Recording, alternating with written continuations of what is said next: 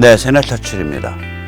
지금 아시다시피 지금 이 시진핑이 북한에 가서 이거 우리 영역이야, 미국 너희 건드리지 마, 이런 말도 안 되는 시그널을 보내니까 이게 지금 한반도 긴장을 엄청 강화시킬 거예요.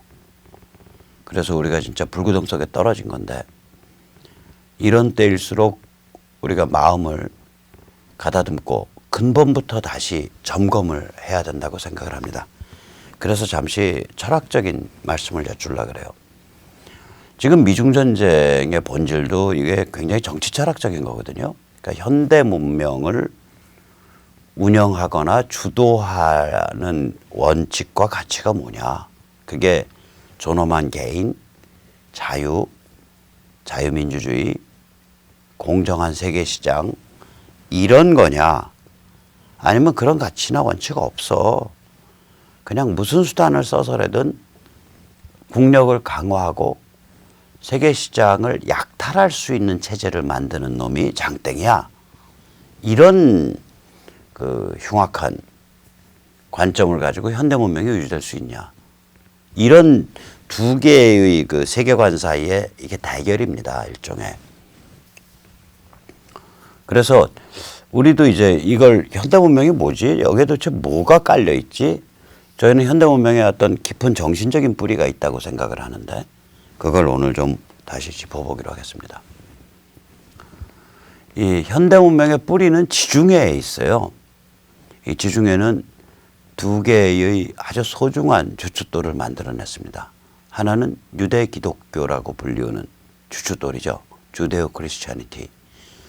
이거는 한마디로 이렇게 정리를 한다면 너무 도식적이겠지만 그래도 정리해 본다면 유일신 창조주 하나님 앞에 서 있는 개인, 내가 유일신 창조주 하나님과 대면할 수 있다. 대면하고 있다. 사실상.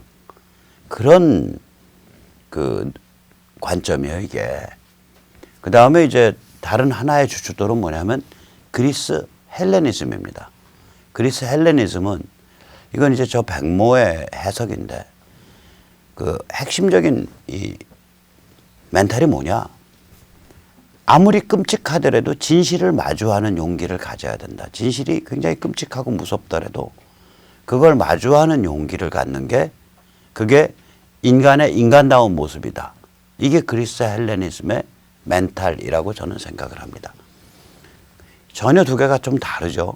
하나는 유일신 창조주 하나님 앞에 내가 홀로 서 있다라는 그런 멘탈이고 다른 하나는 진실이 아무리 끔찍하고 혐오스럽고 위험하더라도 우리가 진실을 존중하고 진실을 마주하는 그런 용기를 가져야 된다. 이게 그런 멘탈이고. 그러니까 두 개가 완전히 다른 거예요. 먼저 이제 주데오 크리스찬니티, 유대 기독교 멘탈을 한번 살펴보죠. 이 유대 기독교 멘탈을 이제 언제 이게 그럼 완전히 뿌리를 내리고 모습을 완전히 드러냈냐. 저는 이게 종교개혁, 프로테스탄티즘에서 완전히 완성됐다고 봐요. 그전에도 신앙이 있고 유대 기독교가 있지만 이게 뭐지 하면서 믿으면서도 그걸 이렇게 말로 잘 표현을 못했다고요. 그러나 마르틴 루터가 1521년 모롬 종교회의에서 그 종교재판에서 이런 말을 외치거든요. Hier stehe ich, ich kann nicht anders. Gott helfe mir. Amen. 이게 무슨 뜻이냐면 저 여기 서 있습니다. 저는 달리 할 수가 없습니다. 하나님 당신이 저를 사로잡으셔서 종으로 쓰고 있기 때문에 저가 입에서 나온 이 진실된 얘기 외에는 다른 얘기를 제가 번복할 수가 없습니다. 하나님 저를 도와주세요. God help me. 이 소리예요. 여기서 저는 이제 Here stand were가 아니거든요. We stand here가 아니에요. 우리 여기 서 있습니다가 아니라고요. 저 홀로 하나님 당신 앞에 서 있습니다. 당신이 제 입을 통해서 내뱉게 만든 그 진실 외에는 제가 달리 거짓말을 뱉고 싶어도 뱉을 도리가 없습니다. 뱉으면 목숨은 구하겠는데 그 거짓말을 뱉을 도리가 없군요. Ich kann nicht anders. Gott helfe mir. 하나님 저를 도와주세요. 이게 이제 유일신 창조주 앞에 개인의 그 절규란 말이에요. 이런 관점 때문에 개인 존엄성이나 자연권이나 그러니까 천부인권, 자유 이런 거랑 연결이 되는 거예요. 왜냐하면 우리 각자가 전부 하나님 앞에 유일신 창조주 앞에 홀로 서 있는 그런 실존적 존재라면 그 사람의 빈부 귀천이 어떻게 되든 본질적으로는 신 앞에 평등한 거 아니에요. 그러니까 이게 신 앞에 평등, 거기서 조금 더 진행하면 법률 앞에 평등이거든요. 재산의 평등, 소유의 평등이 아니라 법 앞에 평등, 하나님 앞에 평등이에요. 그래서 그 링컨이 한 말이 유명한 말이 있어요. 하나님이 창조하시기에 평등하게 창조했다는 뜻이지 인간의 행위에 의해서 불평등이 존재하는 것을 부정하는 게 아니다. All men are created equal. 모든 사람은 평등하게 창조되었다. 근데 그게 사유재산을 부정하는 얘기가 아니다. 링컨이 그런 의미의 말을 하거든요. 이게 그거라고요. 신 앞에 홀로 선 개인이라는 근원적인 인간관에서 보면 그 점에 관해서는 모든 사람이 빈부귀천 상관없이 평등하다라는 거예요. 동질적이라는 얘기예요. 그래서 이게 근데 이제 이 유대 기독교 전통의 뿌리가 깊습니다. 이게 고인류학적으로 보면 저기가 이제 우리가 이제 Fertile Crescent, 비옥한 초승달이라고 부르는 지역이죠. 그러니까 에집트 그 나일강 유역서부터 시나이 반도 지나서 그 다음에 지금 이스라엘, 레바논 그리고 그 터키 아래쪽 그리고 오른쪽으로 건너뛰어서 요르단, 시리아 그 다음엔 메소포타미아 그러니까 왼쪽에 유프라데스 오른쪽에 티그리스 강 그 두 개 강 유역 그리고 이제 이란의 서남부 해안 일부 저희가 굉장히 건조하면서도 비옥한 데예요. 건조하면 병이 안 질병이 덜 생기죠. 비옥하고 적당하게 저기 비가 오니까 농사도 질 수 있고 사냥감도 많고 이게 이제 11,700년 전에 이제 빙하가 끝나고 나서 빙하 전에 65,000년 전에 사하라 남쪽에 있던 현생 인류의 일부 그룹이 저 지역으로 튀어나온 거예요. 65,000년 전에. 그래서 저 지역에서 힘을 길렀다고요. 그러니까 물론 이제 시베리아나 이런 데로 이제 올라간 유적은 3만 년 전에 나오고 일본 열도에 들어간 것도 3만 년 전, 남부 유럽에 들어간 거 4만 년 전 나오지만 저기가 유라시아에 사는 인류의 친정이에요. 친정 뭐라 그럴까 그러니까 고향이라고요. 저기가 유라시아에 사는 모든 인류의 유럽과 아시아에 사는 저게 고향이에요. 저기를 다 거친 거예요. 그런데 저기 좀 빨간 점 있잖아요. 저게 뭐냐면 11,700년 전에 빙하가 끝나자마자 아무 저게 없어요. 금속 도구가 없어요. 차도를 가지고 석회암을 쪼아서 높이 6m, 4m짜리 저 오른쪽 사진에 보이는 저런 기둥으로 만들어진 신전을 지어요. 저게 인류에서 가장 역사가 오래된 신전입니다. 거대 신전입니다. 저런 원형 신전이 그 언덕 아래 수십 개가 있어요. 원형 신전이. 거기에 이제 부조로 쪼아서 전갈도 새기고 무슨 짐승도 새기고. 이제 그러니까 이게 근데 저 당시에 농경이 없었다고요. 그거 어떻게 하냐? 저 신전 짓느라고 왔다 갔다 한 사람들이 남긴 쓰레기통을 보니까 야생 오리뼈가 나오고 야생 밀 종류 타담한 게 나오고 이렇다고요.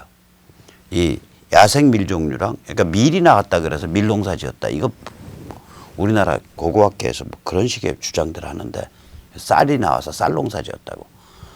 아니 그 나온 게 야생쌀인지 재배쌀인지가 증명돼야 돼요. 재배쌀과 야생쌀은 다릅니다. 일단 나달이 그 줄기에 붙어 있는 그 모가지 부분이 튼튼해요. 나달이 함부로 안 떨어지게. 그 다음에 야생은요, 한 이삭에서 여러 개의 나달이 있으면 그 나달 각각이 익는 속도가 달라요. 왜 그러냐면 확률적으로 포트폴리오 관리를 하는 거예요. 새가 와서 쪼아 먹는 거 오늘 쪼아 먹기더라도 내일은 안 쪼아 먹히겠지. 그래서 오늘 떨어지는 놈, 내일 떨어지는 놈, 모레 떨어지는 놈. 이렇게 그 뭐라 그럴까요? 성숙해가는 속도가 달라요. 그 야생 곡물의 특징이에요. 근데 그래서 이 전문가들은 보면 저런 류의 전문가들, 국내에는 없다고 저는 아는데 전문가들은 보면 저게 야생 곡물인지 재배 곡물인지를 구별해요. 아무튼 괭베클리 테페에서 나오는 음식 찌꺼기들 보면 야생이에요, 전부. 그럼 이게 뭐냐? 50명에서 100명씩 무리를 이뤄서 하는 그 무리들, 수많은 뭐 그런 무리가 50개, 60개, 100개가 공통의 종교적 관념을 가지고 그 종교적 관념을 표현하기 위해서 당번제로 사람들이 모여서 장정들이 손이 부러터져 가도록 차돌맹이로 석회암을 찧어서 저 거대한 신전단지를 만든 거예요. 더 웃기는 건 뭐냐면 한 9,000년 전쯤에 저걸 일부러 땅속에 묻고 떠났어요. 그래서 저게 오래 보존된 거예요. 저게 까져서 나온 게 지금도 안 깠어요. 다 일부러 다 안 까요. 근데 까져서 깔기 시작한 지가 한 20년밖에 안 돼요. 괭베클리 테페 유적인데. 저게 저기서 보면은 그 비옥한 초승달에 저 빨간 점 찍은 데가 거기라고요. 다시 말하자면 주데오 크리스천니티는 그 유라시아 현생 인류의 고향인 저 비옥한 초승달의 핵심 지역에서 거기가 오랜 시간 동안 종교적 성찰, 종교적 고민, 종교적 열정이 축적되어 온 지역이라고요. 오랜 시간 동안. 그 자양분을 바탕으로 해서 퍽 어떤 걸 튀어넘은 거예요. 4,000년 전에. 그림과 조각으로 표현해서는 안 되는 창조주 유일신. 굉장히 추상적이고 보편적인 개념에 간 거라고요. 그래서 그 개념을 처음 도달한 아브라함의 그 태생지는 저 메소포타미아, 저 티그리스 유프라테스강 만나는 저 하류 지역이거든요. 거기서부터 이 초생달 지역을 뺑글 여행을 해서 에집트까지 들어갔다가 나와서 이스라엘 땅에 자리를 잡은 거잖아요. 그러니까 그 여행 자체가 뭐냐면 신을 찾는 여행이라고요. 종교를 찾는. 왜 그러냐면 그 집안이 제가 듣기로 무슨 그러니까 흙이나 나무로 그 신의 형상을 만들어주는 집안이었다 그래요. 그러니까 아브라함이 보기에 야 저거 내가 오줌 싸고 갖고 놀고 주물럭거리던 진흙덩어리고 나무덩어리인데 어떻게 저게 신이냐. 진정한 신은 뭐냐. 그 에집트에 들어간 것도 제가 뭐 발칙하게 짐작을 해보면 그 당시 에집트가 제일 무시무시한 피라미드와 대형 신전에 의한 그 신앙 체계를 갖고 있었거든. 거기 가서 본 거예요. 여긴 뭐지? 보니까 이거 뭐 돌덩이만 크고 뭐 화려하게만 하지 거기도 아닌 것 같아. 그리고 평생을 그렇게 신을 찾는 순례를 해서 나온 종교거든요. 저게 굉장히 추상적이고 보편적인 관점에 도달했단 말이에요. 4,000년 전에. 그 힘은 어디서, 그 백그라운드는 어디서 튀어나오는 거냐면 저 지역이 원래부터 유라시아 현생 인류의 본가예요. 저기가 본가.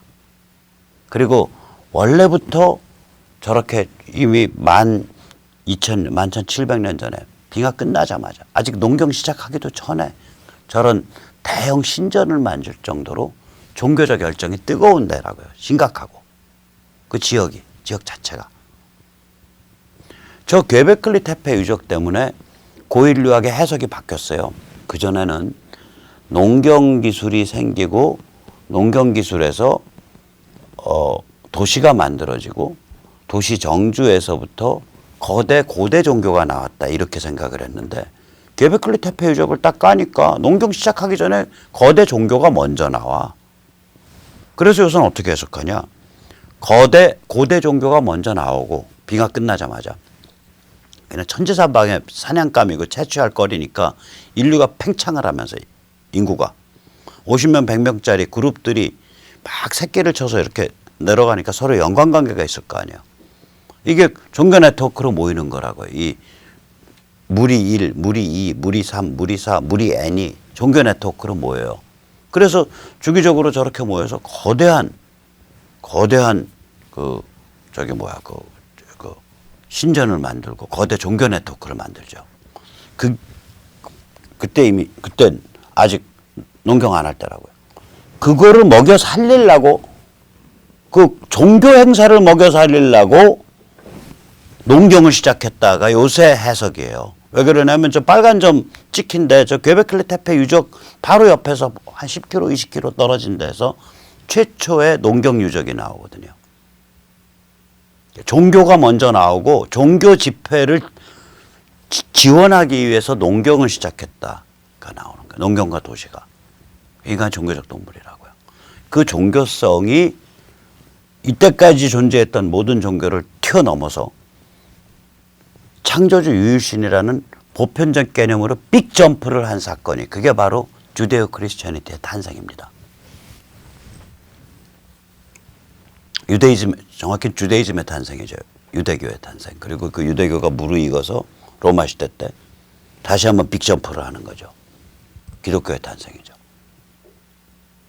그리고 기독교 정신이 무르익어 가지고 정확하게 기독교의 본질은 창조주 유일신 앞에 홀로선 개인이야 라는 언어적 관념으로 확립된 게 종교개혁대예요. 그게 이제 그렇게 흐르는 겁니다. 이 흐름이. 그래서 이게 이제 프로테스탄티즘 종교개혁 때 이제 확립된데 저게 아까 저 그림이 그 보름 종교회의에서 1521년에 그 루터가 아까 히르슈테이히 이칸 니츠 안더스 고트 할페미어 그 말을 외친 그거를 그린 그림이에요.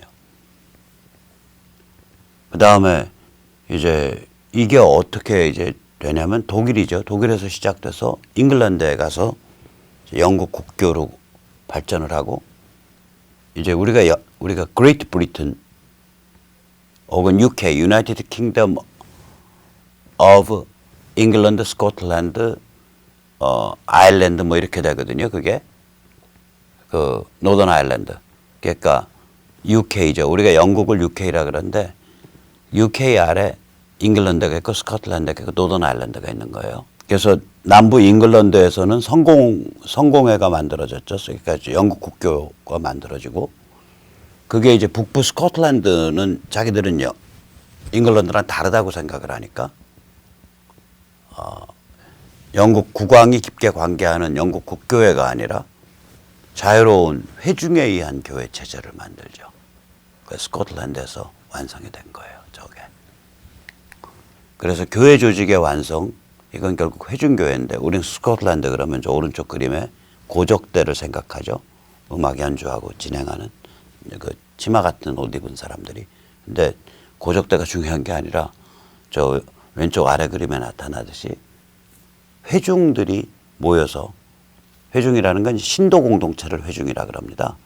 이 congregation 회중이 모여서 장로를 뽑고 장로를 중심으로 해서 교회를 조직하는 그런 체제가 완성이 된 게 그런 방식이 완성이 된 게 스코틀랜드에서 완성이 되죠. 그래서 이 스코틀랜드가 근데 동시에 서유럽 계몽주의의 원산지예요. 우리가 계몽주의 그러면 프랑스 계몽주의. 프랑스 계몽주의자들은요.